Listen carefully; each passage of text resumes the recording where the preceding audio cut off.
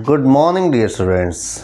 आज फिर हम आपके सामने एक नया टॉपिक लेकर के आए हैं जो कि फ़िज़िक्स से रिलेटेड है, जिसका टाइटल है इलेक्ट्रिसिटी। इलेक्ट्रिसिटी, विद्युत।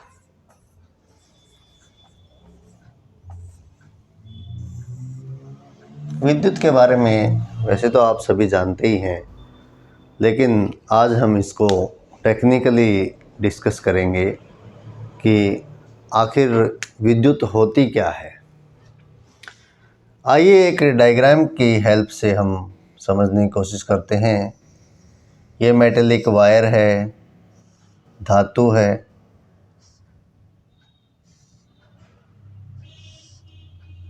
ये बैटरी है जिसका ये धन टर्मिनल है और ये ऋण टर्मिनल है। ये वायर एक सर्किट के रूप में, परिपथ के रूप में इस तरह से हमने संयोजित की है। ये मान लीजिए बल्ब है, ये मान लीजिए यहाँ पर कुंजी है, की जिसको बोलते हैं। तो विद्युत धारा के बारे में हमें इसमें समझना है क्या है टेक्निकली। विद्युत धारा की दिशा क्या होती है उसके बारे में देखते हैं। देखिए, जिस वक्त इलेक्ट्रिक करंट का फिनोमिना ऑब्ज़र्व किया गया, उस समय इलेक्ट्रॉन्स के बारे में नहीं जानते थे। तो उस समय पॉजिटिव चार्ज यानी धन आवेश की जो दिशा थी उसको ही इलेक्ट्रिक करंट की दिशा माना गया। तो पॉजिटिव चार्ज मान लीजिए इस तरफ से ऐसे चल रहा है, तो इस दिशा को आई यानी करंट यानी विद्युत धारा की दिशा माना गया। तो जब अब हम समझ लेते हैं कि विद्युत धारा होती क्या है।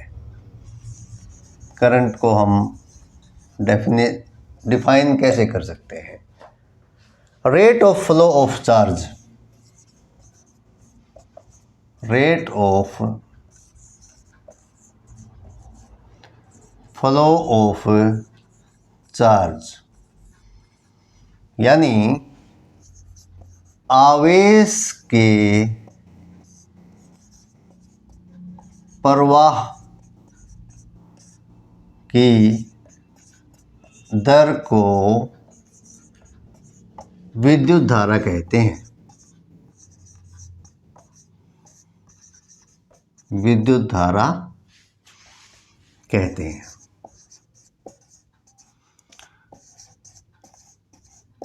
अब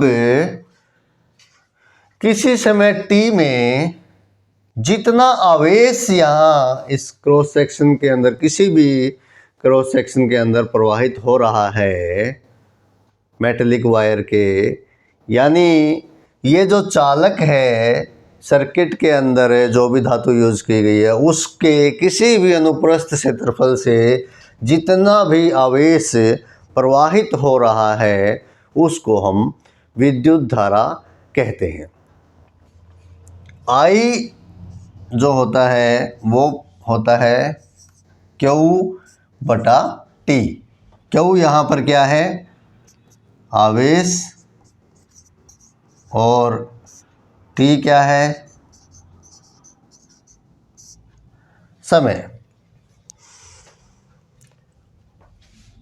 SI यूनिट जो होती है, SI यूनिट यानी SI इकाई, एक नंबर का क्वेश्चन पूछ लेता है, वो विद्युत धारा की है एम्पियर।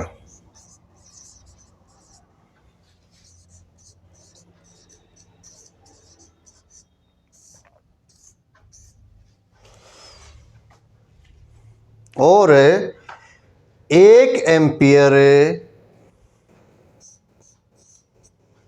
बराबर है, आवेश की इकाई है कूलम,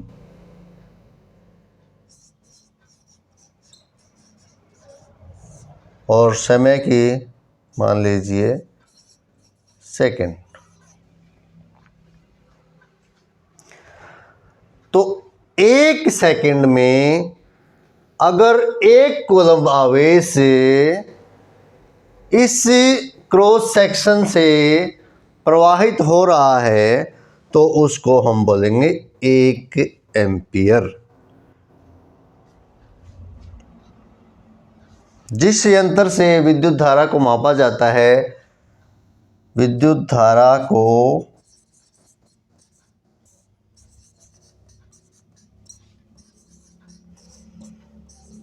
मापने का जो यंत्र है वो एमीटर है।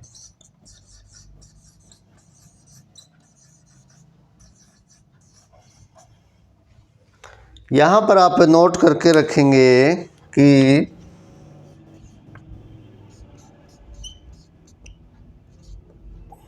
एमीटर को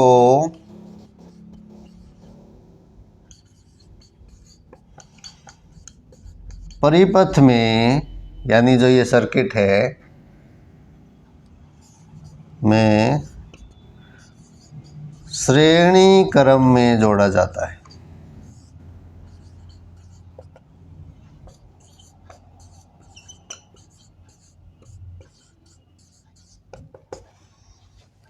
जैसे कि यहाँ पर अगर हमें एमीटर को जोड़ना है तो ये श्रेणी क्रम में जुड़ेगा।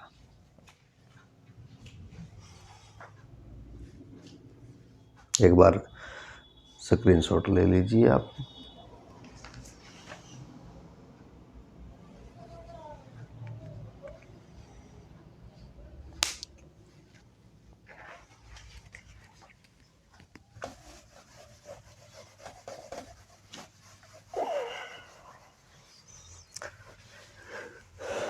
देखिए, अब एक टर्म और यहाँ पर समझने की कोशिश करेंगे। हम धीरे धीरे जैसे इम्पोर्टेंट टॉपिक के ओर बढ़ रहे हैं, उसके लिए इन टर्म्स का जानना अति आवश्यक है।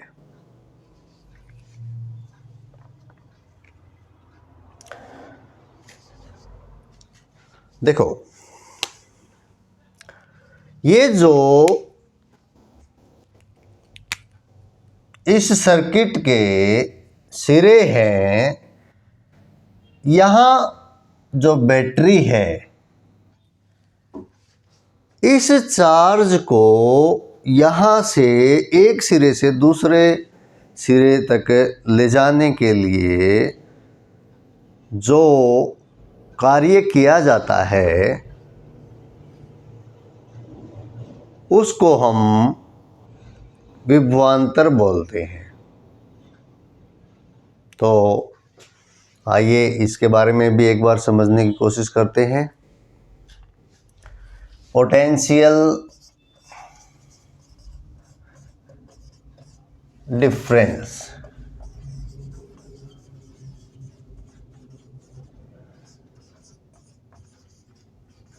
विभवांतर।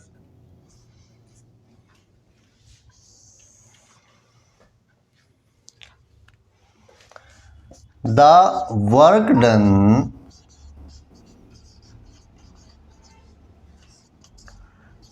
to move the charge from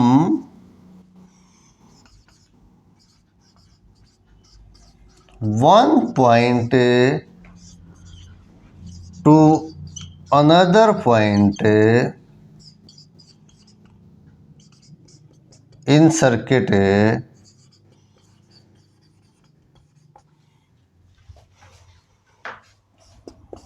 is known as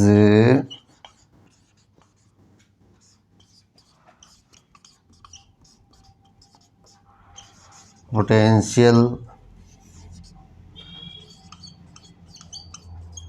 difference। देखिए,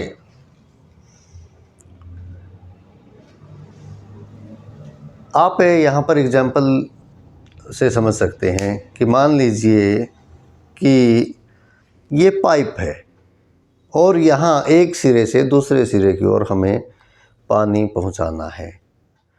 तो ये हॉरिजॉन्टल पाइप है, इसमें पानी अपने आप से नहीं चलेगा क्योंकि दोनों सिरे एक समान हैं, दोनों सिरे एक समान ऊंचाई पर हैं ग्रेविटी से।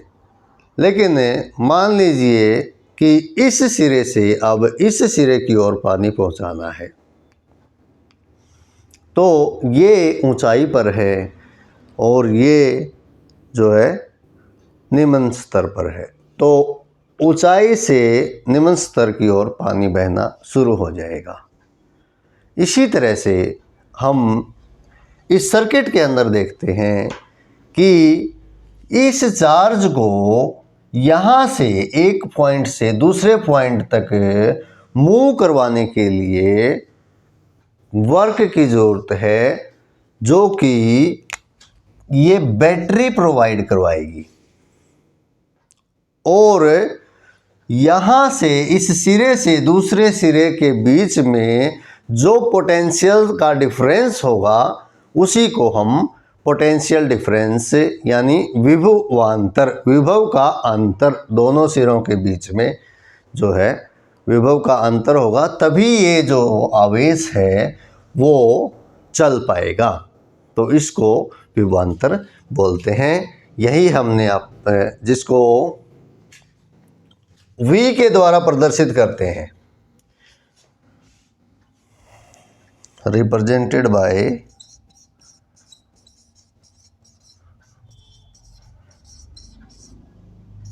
V।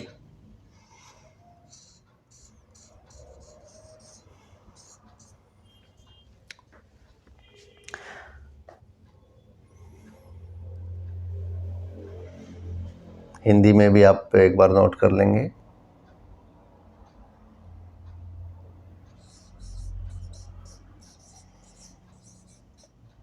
आवेश को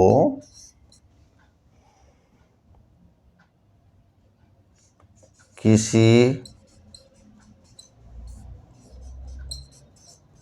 परिपथ में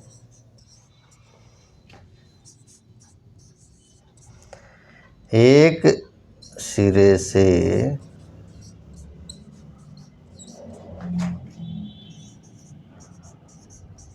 दूसरे सिरे तक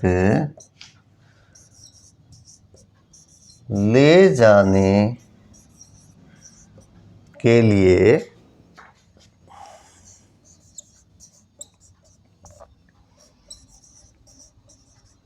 किया गया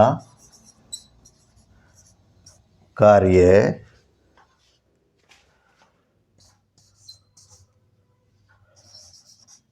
विभवांतर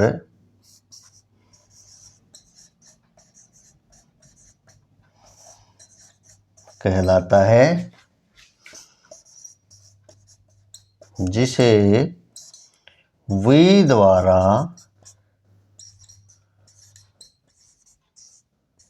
प्रदर्शित करते हैं।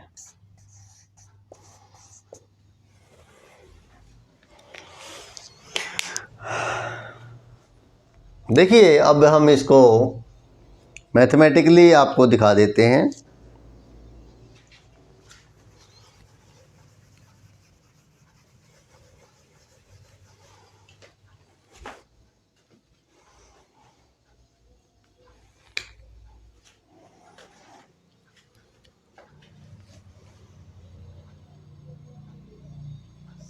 V is equal to work done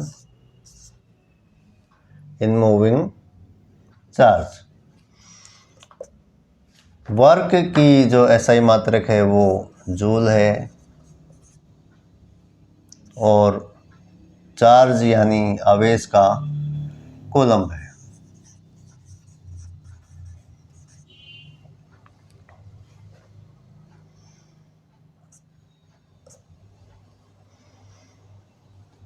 तो एक कूलम आवेश को एक सिरे से दूसरे सिरे तक ले जाने के लिए 1 जूल का कार्य किया जाता है तो उसको विभवांतर बोलते हैं। 1 वोल्ट,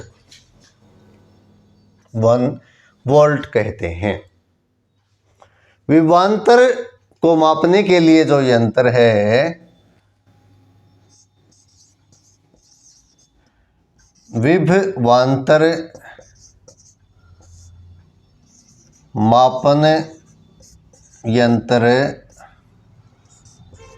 वोल्ट मीटर है, अगर 1 नंबर में पूछ लिया जाए। और यहाँ पर आप नोट करके चलेंगे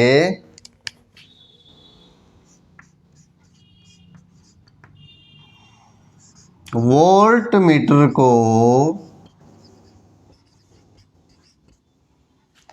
पैरेलल में लगाया जाता है, परिपथ के अंदर। पैरेलल यानी पार्श्व क्रम में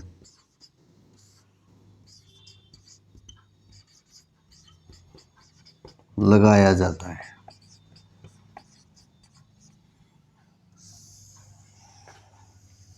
यहाँ से 1 नंबर का क्वेश्चन ये भी बन सकता है। इसको आप नोट कर लीजिए।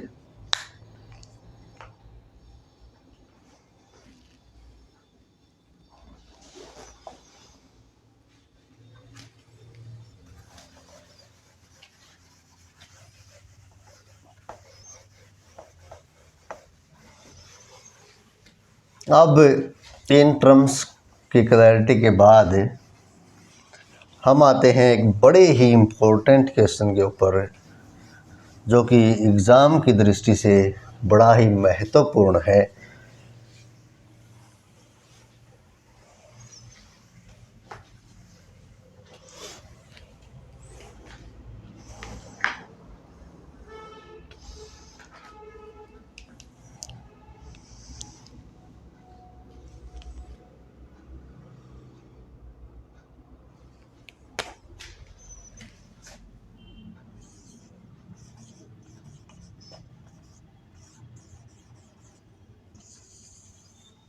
ओम्स लॉ, ओम का नियम।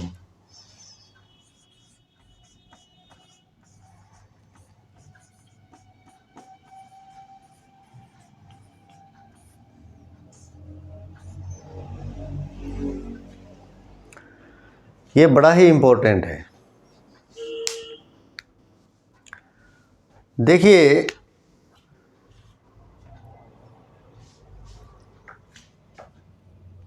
अगर हम मैथमेटिकली देखते हैं V is directly proportional to I, Ohm के नियम को,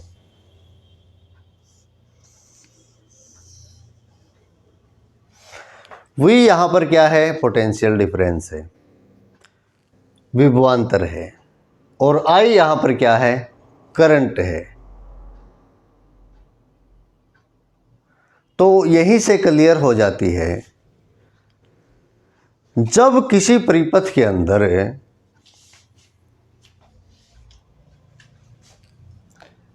विद्युत धारा I बहती है, 2 सिरों के बीच में, और विभवांतर जो है वो वोल्ट है, तो विभवांतर विद्युत धारा के समानुपाती होता है। इसको हम ओम का नियम बोलते हैं। तो आइए देखते हैं हम इसको कैसे अपनी लैंग्वेज में लिखेंगे।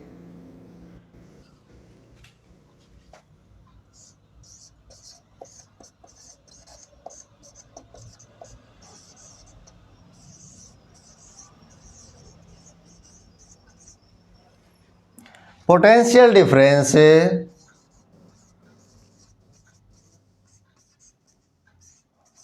across the ends of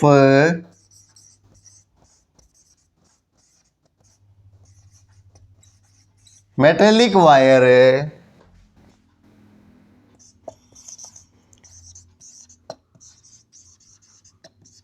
in a circuit is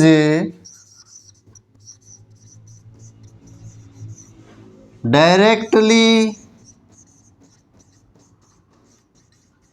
proportional to the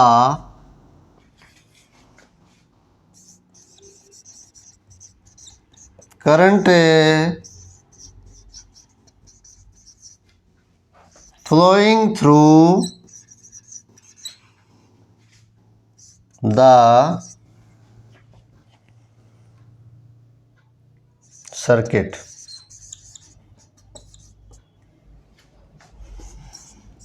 Provided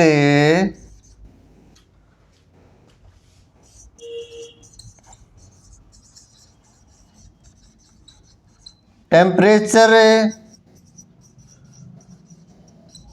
remains same. ये कंडीशन है कि जो टेम्परेचर है वो एक समान रहना चाहिए। तो पोटेंशियल डिफरेंस दोनों सिरों के बीच में मेटेलिक वायर के जो है वो करंट के समानुपाती होता है। V is directly proportional to I। Hindi में भी एक बार हम इसको देख लेते हैं, लिखना कैसे है, क्योंकि एग्जाम के अंदर तो लिखना भी पड़ेगा आपको।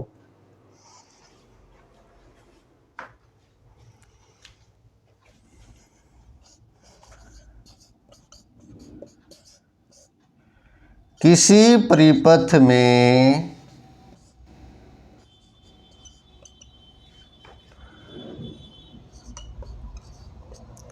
दो सिरों के बीच विभवांतर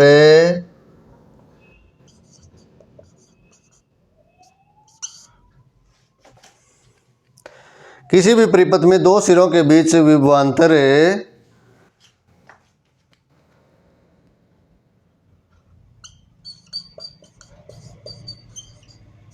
परिपथ में प्रवाहित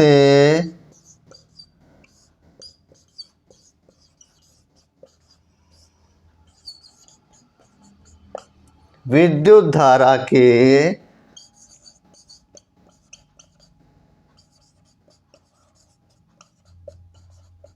समानुपाती होता है,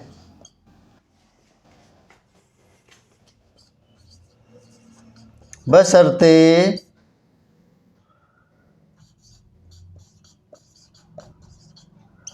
तापमान समान रहे। ये अपनी लैंग्वेज में आप लिख सकते हैं, कोई भी रटाफिकेशन की आवश्यकता नहीं है। इस एक्सप्रेशन को आप दिमाग में रखेंगे। V is directly proportional to I। जो विभवांतर है, विभव का अंतर जो है वो विद्युत धारा के समानुपाती होता है। इसको आप दिमाग के अंदर बैठा लें, फिर अपनी लैंग्वेज में आप लिख दीजिए कि किसी भी परिपथ के अंदर दो सिरों के बीच में जो विभवांतर है, परिपथ में प्रवाहित जो विद्युत धारा हो रही है उसके समानुपाती होता है, बशर्ते तापमान जो है समान रहे। तो इसको एक बार स्क्रीनशॉट ले लीजिए, इसके बाद साफ करते हैं और आगे करते हैं इसको थोड़ा सा।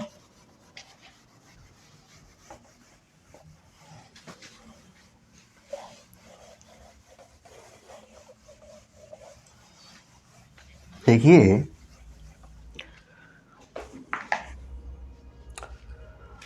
अब मैथमेटिकली जो है हम इसको जब समानुपाती यानी डायरेक्टली प्रोपोर्शनल के साइन को हटाएंगे तो यहाँ पर आर आ जाएगा, जो कि एक स्थिरांक है। आर स्थिरांक आ जाएगा। और आर क्या है यहाँ पर? आर होता है प्रतिरोध।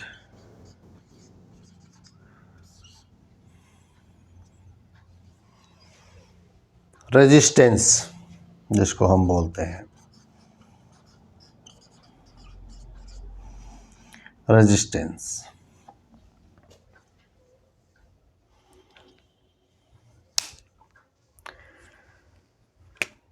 इसकी इकाई एसआई यूनिट जो होगी वो होगी भाई ओम। ओम ऐसे लिख रहा हूँ, लेकिन जिसका संकेत जो है ये होगा, ये ही इसकी इकाई होगी। ठीक है, ओम। अब यहाँ पर आप देखिए कि V जो बराबर है वो है ओम। तो यहाँ से आपसे ये भी पूछ सकता है कि 1 ओम को परिभाषित कीजिए। तो फिर आप कैसे करेंगे? R इसके अंदर, इस एक्सप्रेशन के अंदर देखिए कि R जो है इधर नीचे आप ले आएंगे,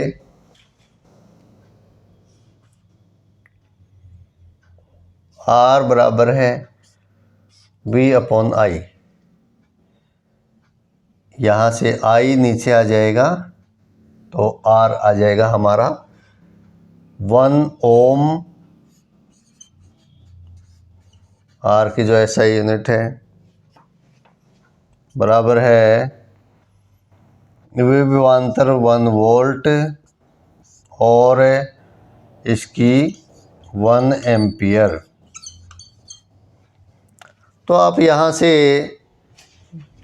हिंदी मीडियम वाले पजल ना हो, थोड़ा सा आसान कर देते हैं।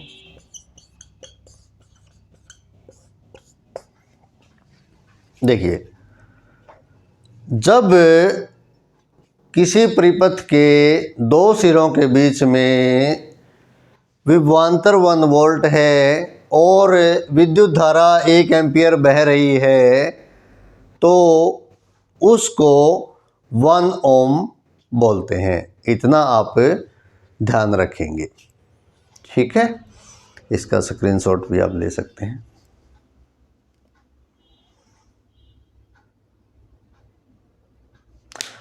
देखिए, यहाँ पर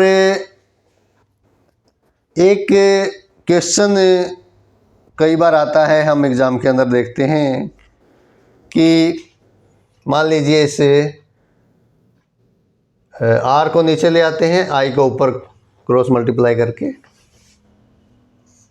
I बराबर है V/R।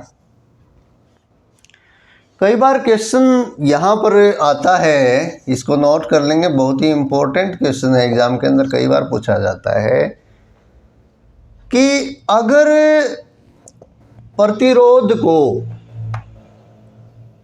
डबल कर दिया जाए तो करंट के ऊपर क्या प्रभाव होगा। अब देखिए, अगर आप प्रतिरोध को यहाँ पर डबल कर देंगे तो ये इसके व्युत्क्रमानुपाती है, तो ये हाफ हो जाएगा। यदि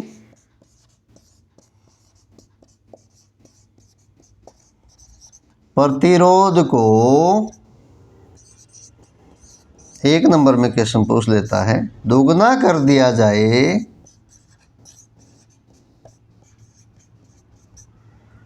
तो करंट यानी धारा, विद्युत धारा आप लिख सकते हैं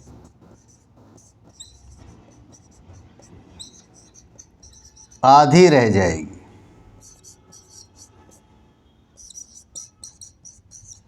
तो इस तरह से आपसे घुमा कर भी क्वेश्चंस को पूछ सकता है। तो आप इनके आंसर देने में सक्षम होंगे इस कंसेप्ट को एक बार पढ़ने के बाद।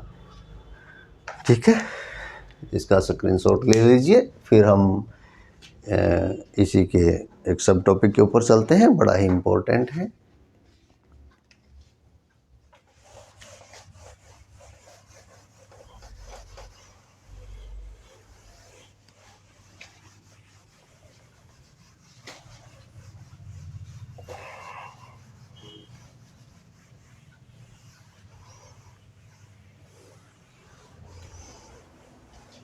जो ये प्रतिरोध है यानी रेजिस्टेंस है, वह किन किन कारकों पर निर्भर करता है?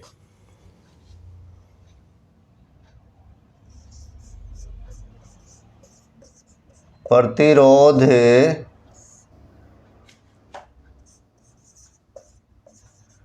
किन किन कारकों पर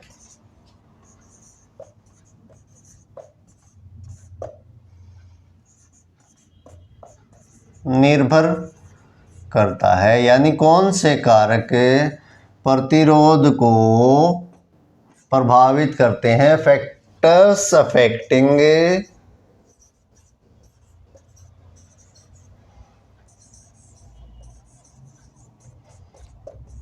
रेजिस्टेंस।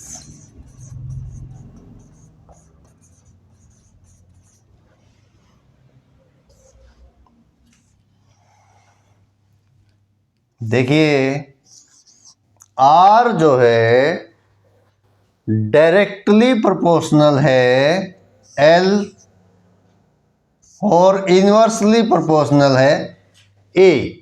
यहां पर L क्या है? लेंथ ऑफ वायर,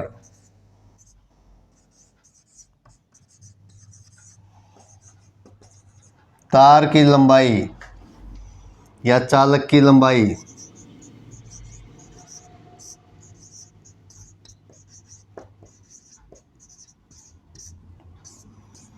और एरिया क्या है? ये ए क्या है? Area of cross section.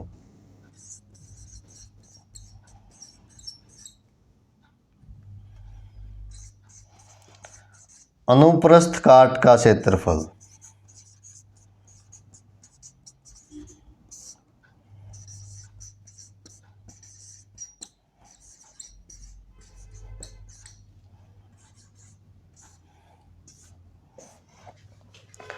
तो देखिए रेजिस्टेंस, लेंथ और एरिया ऑफ क्रॉस सेक्शन के बीच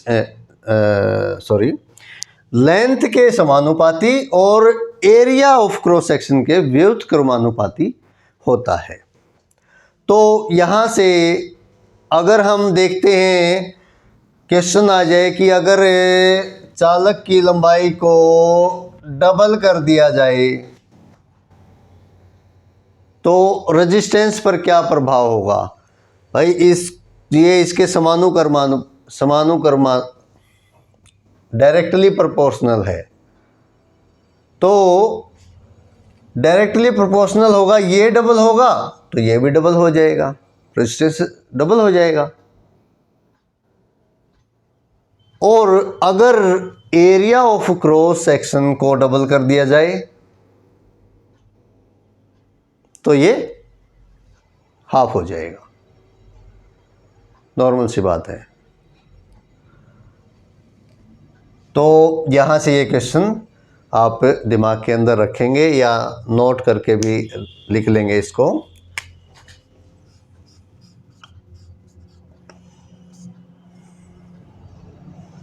यदि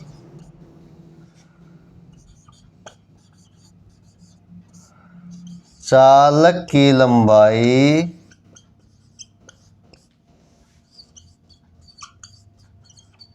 दुगुना कर दिया जाए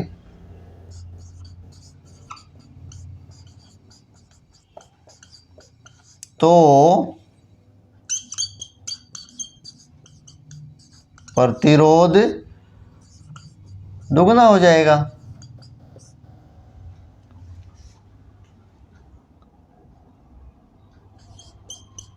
क्योंकि डायरेक्टली प्रोपोर्शनल है।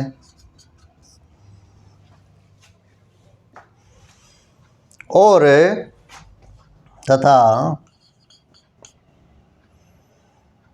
एरिया को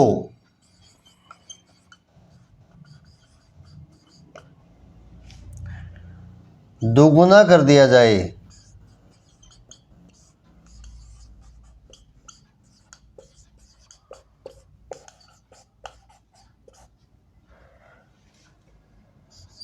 तो प्रतिरोध आधा रह जाएगा। तो इस हिसाब से यहाँ पर आप इनडायरेक्टली भी इन क्वेश्चंस का आंसर देने में समर्थ हैं इस कंसेप्ट को समझने के बाद।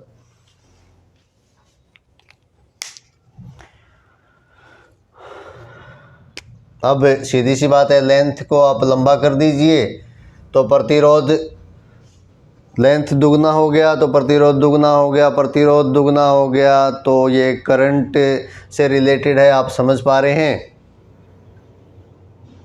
तो फिर करंट के ऊपर क्या प्रभाव पड़ेगा, यहाँ से आप आंसर दे सकते हैं। सभी ओम्स लॉ को आप ध्यान में रखते हुए सभी आंसर्स देने में समर्थ हो जाते हैं। ठीक है।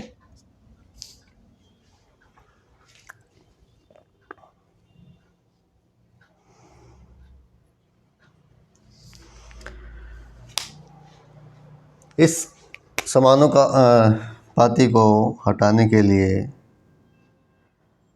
जो कांस्टेंट का प्रयोग किया जाता है वो है रेजिस्टिविटी, रो।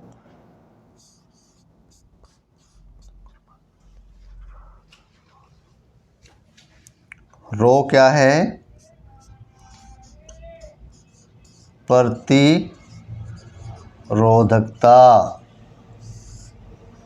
और इसकी एसआई यूनिट जो है वो होगी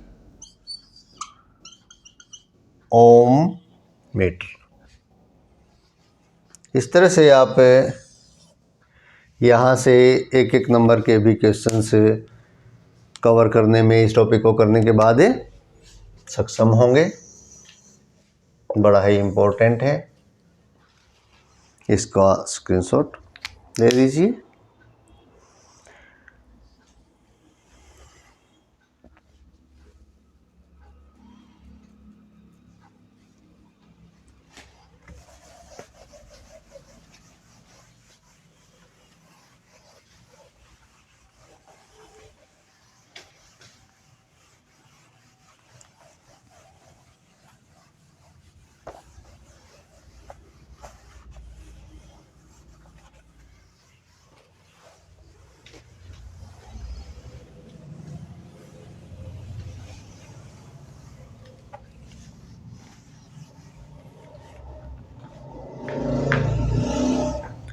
अब हम बड़े ही इम्पोर्टेंट जो टॉपिक हैं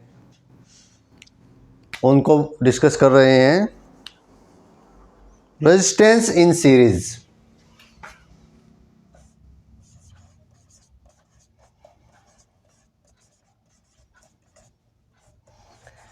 इसके ऊपर या इसके बाद तुरंत बाद हम जिस टॉपिक को डिस्कस करने जा रहे हैं, resistance in parallel. Resistance in series and resistance in parallel, इन दोनों के ऊपर आपको क्वेश्चन मिलने के भरपूर जो है चांसेस मिलते हैं। इसके ऊपर न्यूमेरिकली भी क्वेश्चन पूछ लिया जाता है, वो भी आप करने में सक्षम होंगे। और थ्योरी के बारे में अगर पूछ लिया जाए तो वो भी आप करने में सक्षम होंगे। तो आइए डिस्कस करते हैं। देखिए, जब रेजिस्टेंस को सीरीज के अंदर लगाया जाता है,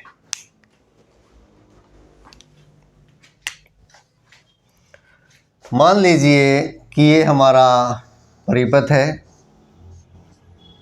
सर्किट है,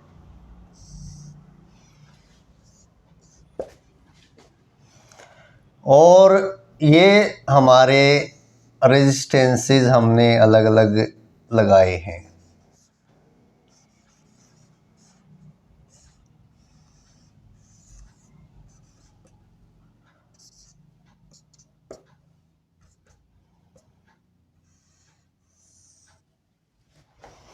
R1, R2, R3।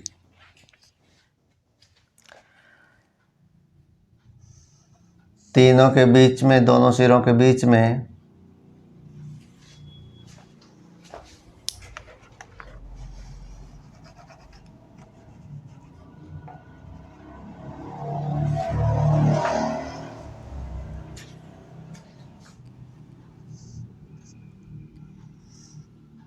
विभवांतर का प्रयोग किया गया है।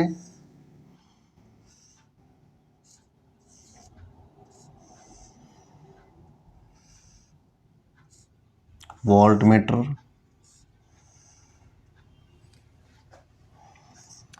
V1, V2, V3। ये करंट जो बह रहा है वो I है। अब जैसा कि आप डायग्राम के अंदर देख रहे हैं कि ओम्स लॉ को जब हम अप्लाई करते हैं तो V बराबर है IR होता है। थोड़ा सा टेक्निकल है, इसको समझने की कोशिश करें, बड़ा ही इजी हो जाएगा।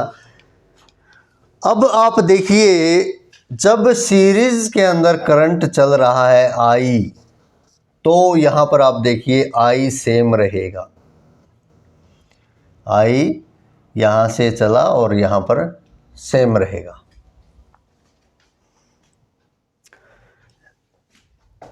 जो रेजिस्टेंस है R1, R2, R3 वो अलग अलग हैं, और जो पोटेंशियल डिफरेंस है इनके बीच में है, वोल्टमीटर जो लगाए गए हैं वो अलग अलग है यहाँ पर। तो जो पोटेंशियल डिफरेंस होगा दोनों सिरों के बीच में, जो पोटेंशियल डिफरेंस टोटल होगा वो होगा V is equal to V1 plus V2 plus V3। इन तीनों का समेसन, यहाँ जो टोटल पोटेंशियल डिफरेंस है वो अलग अलग इसके अंदर से बढ़ रहा है, लेकिन हम इनके सिरों के बीच में देखते हैं जितना यहाँ से एंटर किया इतना ही यहाँ से आ रहा है। तो ये पोटेंशियल डिफरेंस मेंटेन रहेगा, और ये रहेगा इन तीनों का समेशन V1, V2 और V3। अब V1 क्या है यहाँ पर देखिए, V1 बराबर है I सेम बह रहा है, वो जब हम इस एक्सप्रेशन को यूज़ करते हैं ओम्स लॉ के। R1 अलग है, V2 I सेम बह रहा है, R2 अलग है, V3 I सेम है और R3 अलग है। अब हम इनकी वैल्यूज़ को इसके अंदर रख देते हैं, तो V is equal to V1 का IR1, V2 का IR2 और V3 का IR3, और V क्या है IR। अब I इसके अंदर से कॉमन आ जाता है, RS लिख देते हैं हम, सीरीज में है ये सभी, R1, R2, R3। इस I से ये I कैंसिल हो जाएगा, यानी जो सीरीज के अंदर प्रतिरोध आएगा वो तीनों प्रतिरोधों का समेशन आएगा, तीनों प्रतिरोधों का योग आएगा।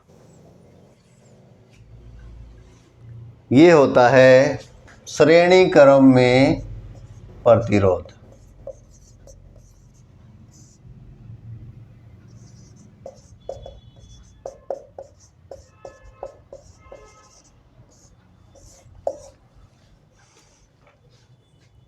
तो आपको 3 प्रतिरोध दे दिए जाए, हम एक न्यूमेरिकल एक बार रेजिस्टेंस पैरेलल के अंदर समझ लेते हैं, उसके बाद करके देखेंगे। यहाँ तक आप नोट कर लीजिए।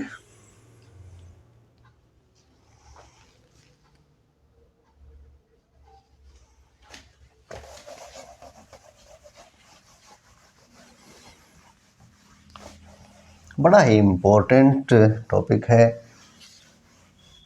बड़ा ही इंटरेस्टिंग है, थोड़ा सा समझने की ज़रूरत है। कोई भी क्वेश्चन या न्यूमेरिकल आ जाए आप आंसर देने में सक्षम होंगे।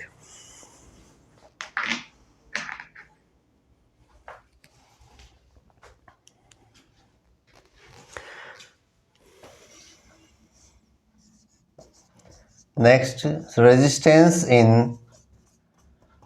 पैरेलल।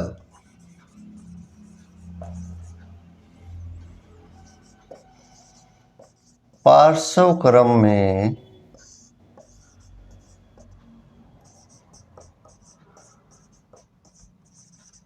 प्रतिरोध, इसको भी हम डायग्राम की सहायता से समझने का प्रयास करेंगे। ये परिपथ है, ये बैटरी है, ये की है, यहाँ से पार्श्व क्रम के अंदर रेजिस्टेंसेस हैं, बना करके दिखा देते हैं आपको।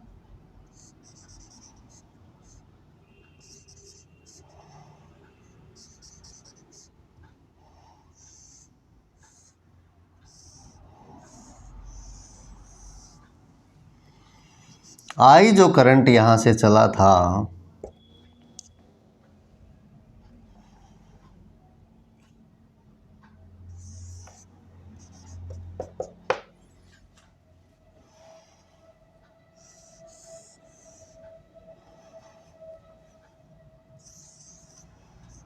ये वोल्टमीटर है जो पोटेंशियल डिफरेंसेस बताता है। अब हम देखते हैं यहाँ पर, मान लीजिए यहाँ पर R1, R2 और R3 तीन रेजिस्टेंसेस हैं जो पैरेलल के अंदर व्यवस्थित हैं, यानी पार्श्व क्रम में व्यवस्थित हैं। तो करंट यहाँ से चला, अब इन दोनों सिरों के बीच में विभवांतर जो है वो V रहेगा। करंट इन तीनों के अंदर से बट जाएगा, I1 R1 के अंदर से, I2 R2 के अंदर से और I3 R3 के अंदर से। ये थोड़ा सा समझने की कोशिश करेंगे। I3 R3 के अंदर से, I2 R2 के अंदर से और I1 R1 के अंदर से।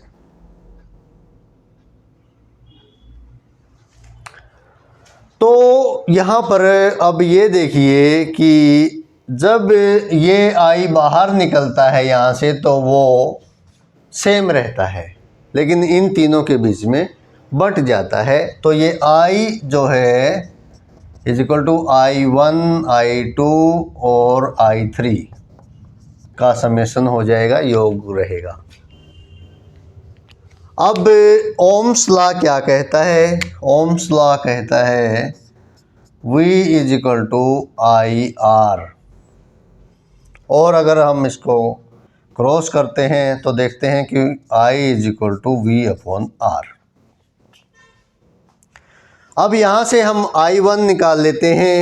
I1 क्या होगा? V upon R1।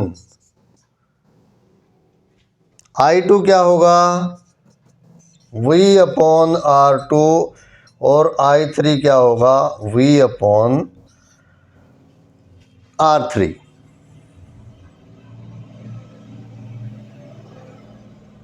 अब यहाँ से ये देख लीजिए क्या है, I is equal to I1 plus I2 plus R3। तो इन तीनों को जोड़ दीजिए, I बराबर है V बटा R, ये पैरेलल में है इसलिए RP लिख देंगे, और I1 क्या है? V बटा R1, V बटा R2 I2 और V बटा R3 I3। V यहाँ से कॉमन आ जाएगा इसमें से, तो 1/R1 plus 1/R2 plus 1/R3, इस भी से ये कैंसिल हो जाएगा। तो 1/RP is equal to 1/R1 plus 1/R2 plus 1/R3। ये पार्श्व क्रम के अंदर प्रतिरोध की व्यवस्था होगी। ये अरेंजमेंट रहेगा, आपको ये ध्यान रखना है। एक बार स्क्रीनशॉट इसका हो जाए।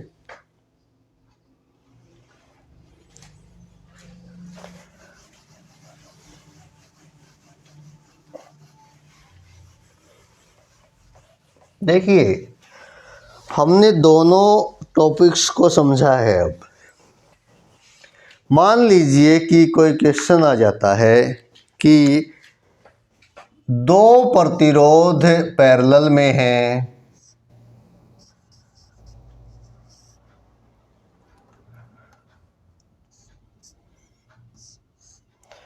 और एक प्रतिरोध सीरीज में है। मान लीजिए कि ये 2 ओम है और ये 4 ओम है और ये 2 ओम है, या ये लगा लीजिए 3 ओम है मान लीजिए, और ये 6 ओम है। तो इसका कुल प्रतिरोध क्या होगा? मान लीजिए आपसे केवल इतना ही क्वेश्चन पूछ लिया जाए। ये क्वेश्चन पूछा भी गया था, हम आपको बता दें। तो पहले पार्श्व क्रम के जो प्रतिरोध हैं R1, R2, इसको मान लेंगे R2, और ये R3 मान लेंगे। पहले पार्श्व क्रम के प्रतिरोध का हम देखेंगे। 1/RP is equal to 1/R1 plus 1/R2। अब 1/R1 क्या है? 3 ओम है, और 1/R2 क्या है? 6 ओम है।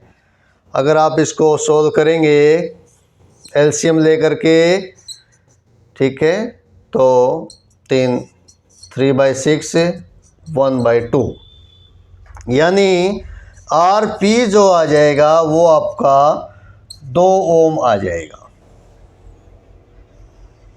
अब जो टोटल प्रतिरोध होगा, टोटल प्रतिरोध इस RP जो इन दोनों का सोल्व करके आया है, और जो अब ये दोनों पैरेलल में थे, पार्श्व क्रम के अंदर थे, अब ये आगे चल करके सीरीज में आ गया, इसके साथ श्रेणी क्रम में आ गया। तो ये RS है, यहाँ पर जोड़ देंगे। RP की वैल्यू आई थी 2 ओम और इसकी वैल्यू भी है 2 ओम, तो 2 और 2 4 ओम। इस तरह से हमारा आंसर आ जाएगा। तो इस तरह से कोई भी क्वेश्चन किसी भी तरह से घुमा फिरा के आपको अगर दे दिया जाए प्रतिरोध के बारे में, तो चाहे वो श्रेणी क्रम में हो या फिर वो पार्श्व क्रम में हो, आप उसको करने में सक्षम होंगे। प्रैक्टिस करने की आवश्यकता है थोड़ी सी। एक और छोटा सा टॉपिक रह जाता है इसके अंदर, उसको भी देख लेते हैं।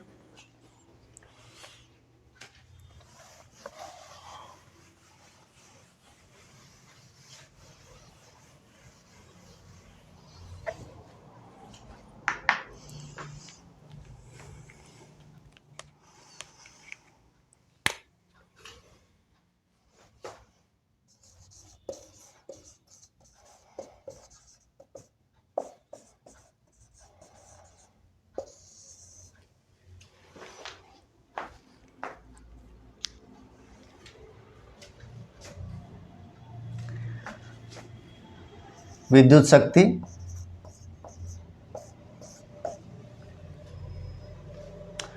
rate of doing work is known as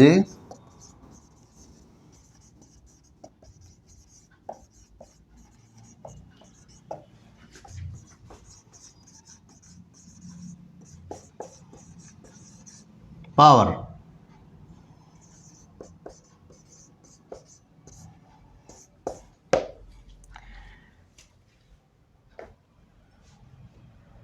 कार्य करने की क्षमता को,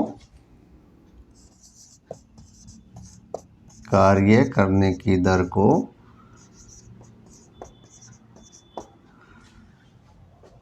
पावर कहते हैं, जिसकी एसआई यूनिट है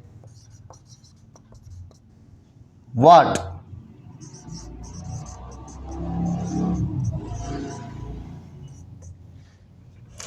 और जिसकी